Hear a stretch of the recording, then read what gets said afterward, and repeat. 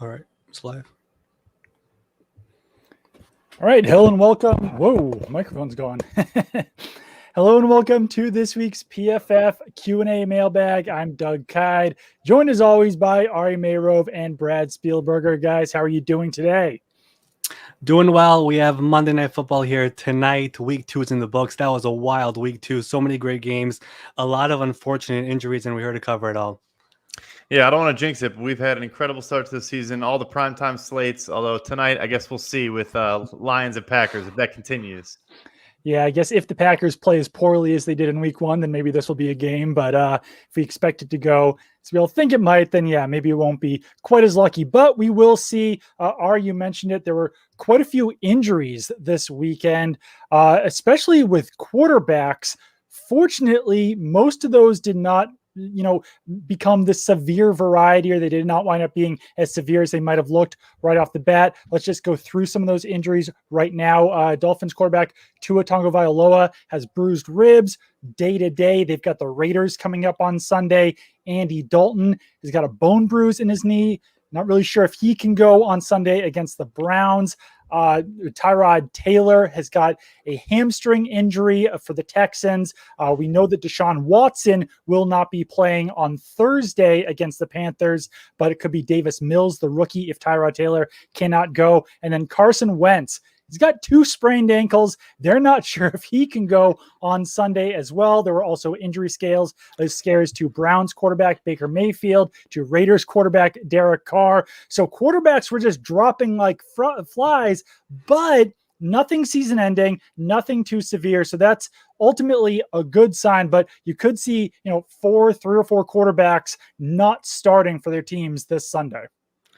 Yeah, for sure. I mean, there was a few scary moments there on Sunday where we all thought it could have been something much worse than what we end up knowing right now. But I think the ones probably to keep an eye on are Tua, Andy Dalton, and then Carson Wentz as well. And Tyrod Taylor, who's already he hasn't been officially ruled out, but doesn't look like he's going to be playing here on Thursday night. But those 3 are the ones where we could potentially see backup starting there. And probably the most significant one is Chicago, where we know the fans there have been clamoring to get Justin Fields on the field. And here we go this week. They play the Browns in Cleveland, and here we have a chance for him to return to Ohio and get his first NFL start there against the Browns. Matt Nagy really confused most of us here today, saying didn't want to fully commit to Andy Dalton as a starter, and then he came back by sending the PR people out there to say that Andy is the starter when he's healthy. But, we'll see this week what ends up happening. But we know the noise out of Chicago. They want to see Justin Fields on the field, and there were a couple of reports on Sunday saying how Justin Fields has been really impressive on the practice field. He didn't show much in the game on Sunday against Cincinnati, but, when the players on the field, on the practice field see him playing so well, they expect to end up seeing him playing in real games, and that could be the case on Sunday if Andy Dalton can now go. Yeah, 100%. You have Bears players talking about Fields' aura and the energy he brings, and I think it's obvious they want to see him play. I thought Sunday was really interesting. Dalton actually looked good, graded very well for us, had a 90-plus passing grade before he went out, had a nice touchdown pass to Allen Robinson down in the red zone, but they still aren't really pushing the ball downfield. They're really asking a lot of Andy Dalton, and so I think that's why you keep coming back to, if it was an Alex Smith, Patrick Mahomes situation, then there'd be more of a justification. But Andy Dalton's not being asked to do a lot. And I think Fields, when he came in, it was interesting.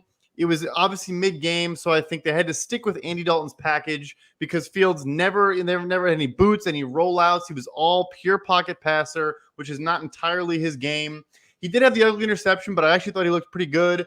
He basically won the game with his legs on a 3rd and 9, evaded a sack where he should have gone down. And that's an example right there of something Andy Dalton just not physically capable of doing. And Fields makes that play. And look, he also had a touchdown dropped by Allen Robinson in the end zone. So it is his time. We need to stop having this conversation. Give this kid the reins. Let him take over. And I think if he does take over, he's never given that job back. Definitely. Certainly an interesting situation in Miami as well with Tua. He left that game very early, and they got drubbed by the Bills 35-0.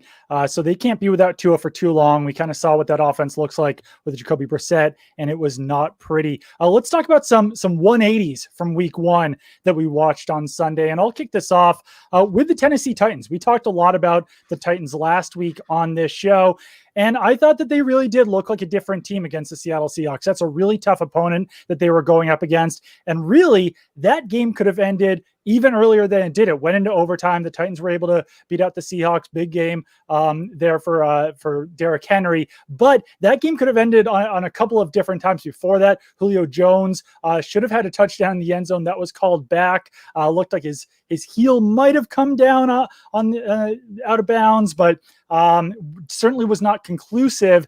And then Russell Wilson easily could have been called for a safety before that game actually ended. He threw away a ball in the end zone. They ruled forward progress that he was stopped before he went into the end zone, was not called a safety, was just called a sack. But overall, I thought the Titans looked more like we expected them to heading into week one in this game. In week two, another big game actually from Julio Jones as well for the Titans. So they certainly looked like they were back on track. Brad, what was your biggest 180 that you saw from week one to week two?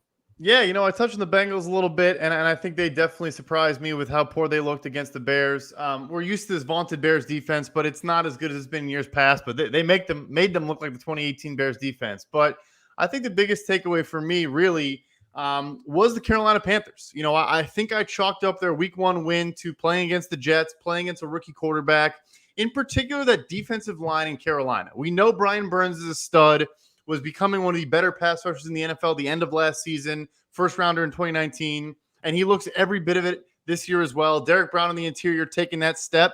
The Saints, unlike the Jets, the Saints have one of, if not the best offensive lines in the NFL, and they were just as, they were causing as much havoc. Jameis Winston made a couple Jameis Winston-like plays, and that Panthers team, they now get a short week against the Houston Texans like we're talking about, potentially with Davis Mills at quarterback. They might be 3-0 with extra rest going into week 4, with that defense firing on all cylinders. They might be for real. Yeah, I mean, that's for sure a great pick as well. Carolina has been a pleasant surprise so far. I know the Saints had a number of issues going into that game with a few injuries and the COVID stuff and the travel schedule, but Carolina has been very impressive so far. Another 180 probably would be Jalen Hurts. I mean, we looked at him in week one and he looked like a superstar. I know it was against Atlanta, but he looked virtually unstoppable there in week one. And then week two comes, their first home game. The crowd is going crazy, and it was like the rookie version of Jalen Hurts, where it wasn't what we saw in week one. And, he was scrambling around, forcing some throws, and it just wasn't him. And, after seeing in week one, I had a feeling that we were seeing a little bit of a different Jalen Hurts. Nick Sirianni looked like a head coach that the players were buying into. Again, you don't want to overreact, but not a great showing there by the offense. The offensive line was a little bit shaky at times. I know Jordan Mailata was pretty good at left tackle, but the rest of the offensive line had some struggle. So I'll probably say the Eagles. I know that game was against San Francisco, a much tougher task, but for that type of a home opener to only score, I believe it was 11 points, was a complete 180 from where they were in week one.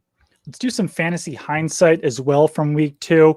We're going to give you guys that to kind of look at, to either buy or sell based on their performance early on this season.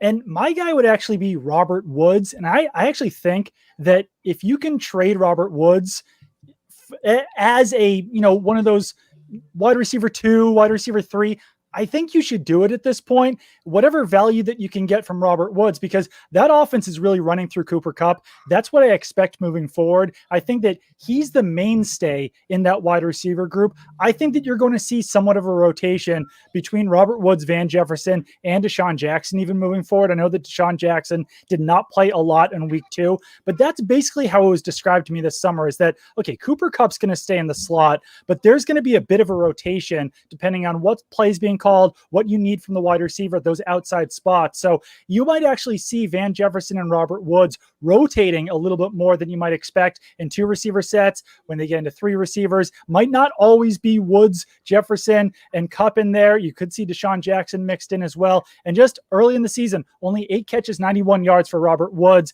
Van Jefferson has more yards, 94 yards. A lot of that came on a big 67-yard catch in week 1, but they're playing the same amount at this point, and that's what I expect to see going forward there as well. Ari, what's your fantasy hindsight early in the season? Yeah, I'm gonna stick with the NFC West, and a player that I am looking at right now. If I was looking to add a player to my team, I think Cardinals rookie receiver Rondale Moore is a guy that is very intriguing to me because in Week 1 he played, I believe it was 14 or 15 snaps. Week 2 it goes up to, I believe it was 25 snaps, and he finished the game with 7 receptions for 114 yards and a touchdowns. And the week before, as I said, I believe he had 4 catches for 68 yards. But he's quickly becoming a favorite target for Kyler Murray. And what's more interesting to me is what Kyler Murray said after the game. He said that during the pre-draft process, he was scrolling through Instagram and he saw a random video of Moore on Instagram, just a highlight play of him. And he sent that video to Steve Keim. And he said, based off just this video, I could see that this guy, as a route runner, how good of a route runner he is, and he has a good feel for the game and the ability for the game by just watching his highlights. So who knows? Maybe Arizona drafted him because of that. But, the Cardinals really didn't need a receiver in the second round, but they chose him anyways. And here we are in Week 2. And he looks like a stud out there. And I think he's a player to watch. I wouldn't start him right away, but I think he's out there, making plays. Kyler Murray's looking for him. And he's a player to watch here in fantasy as well. It's a great pick. I was thinking of going with that one as well. I mean, he's still not even playing 50% of offensive snaps. They have, DeAndre Hopkins, AJ Green, and he's still producing, like you mentioned. I also think they just trust him in all different facets. I mean, he's had some jet sweeps. He's getting receptions, downfield, short. They're using him all over the place. I think they trust him a lot, and he's definitely stepping up. So I'll go with another guy that I just personally was too low on, and that's Julio Jones. You mentioned the end zone. I actually thought he was in bounds there. He tried to, get 2 feet in bounds on a nice catch in the end zone. Seahawks secondary is not good by any stretch of the imagination, but he was dominant all Sunday. I mean, he was getting open consistently every snap. If Tannehill had time, he was finding Julio Jones. And I think, A.J. Brown and Corey Davis was a good 1-2 punch last year, but Julio Jones is just on another level. And I think he's getting healthy at the right time now. He's a guy where if guys got him the 3rd or 4th round of fantasy football, he's going to end up being a great value.